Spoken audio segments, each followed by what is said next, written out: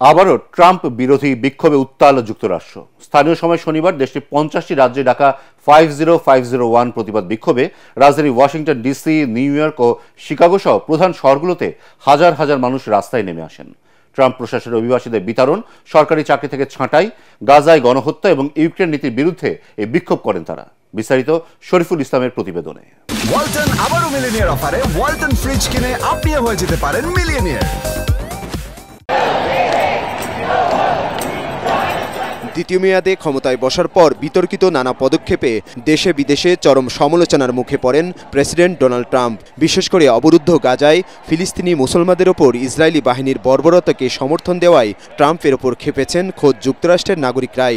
গাজায় গণহত্যার প্রতিবাদে চলমান বিক্ষোভের মধ্যেই এবার 50টি রাজ্যে একসঙ্গে জ্বলে উঠল প্রতিবাদের আগুন। হোয়াইট হাউসের সামনে ট্রাম্প বিরোধী প্লাকার্ড হাতে অবস্থান নিয়ে বিক্ষোভ করেন বিভিন্ন সম্প্রদায়ের মানুষ। ইসরায়েলকে সামরিক ও অস্ত্র সহায়তা বন্ধ, অত্যাচার প্রতিহত এবং অভিবাসীদের স্বাগত জানানো সহ নানা স্লোগান দেন আন্দোলনকারীরা। একই ধরনের বিক্ষোভ হয় যুক্তরাষ্ট্রের অন্যান্য শহরেও। নিউ ইয়র্কের ব্যস্ততম শহর ম্যানহাটনে জড়ো হয়ে বিক্ষোভ করেন শত শত মানুষ। প্রেসিডেন্টের উদ্ভট নানা সিদ্ধান্তে আমরা খুবই উদ্বিগ্ন। ইলন মাস্কের নানা হুমকি আর ট্রাম্প প্রশাসন হার্ভার্ডের তহবিল কমিয়ে দেয়া ও বিদেশি ছাত্রদের বিষয়ে যে সিদ্ধান্ত নিয়েছে তা প্রতিহত করা হবে। এই মুহূর্তে কংগ্রেসের উচিত এগিয়ে আসা।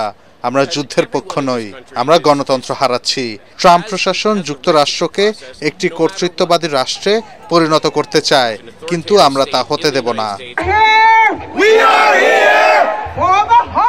যেসব বিশ্ববিদ্যালয়ে ট্রাম্প প্রশাসন তহবিল কমিয়ে দিয়েছে তাদের প্রতিও সংহতি জানান বিক্ষোভকারীরা।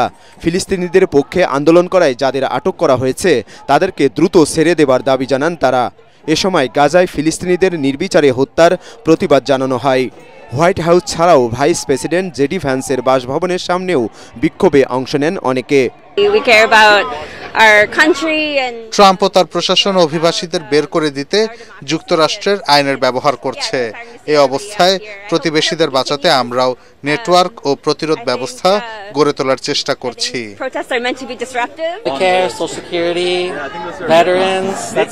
বাধ্য হয়ে আমাদের রাস্তায় নামতে হয়েছে। ট্রাম্প বিশ্বজুড়ে যে অস্থিরতা তৈরি করেছে তা অবশ্যই বন্ধ হওয়া উচিত। আমরা যুদ্ধ চাই না, শান্তি চাই। গেল জানুয়ারিতে হোয়াইট হাউসে আবারও ফেরার পর শনিবার দ্বিতীয়বারের মতো দেশজুড়ে ট্রাম্পের বিরুদ্ধে এই বিক্ষোভের ডাক দেয় 50501 নামে একটি গোষ্ঠী। এর অর্থ 50টি অঙ্গরাজ্যে 50টি বিক্ষোভ এবং একটি আন্দোলন। কর্মসূচির নাম দেওয়া হয় national day of action. Shariful Islam, ATN Bangla.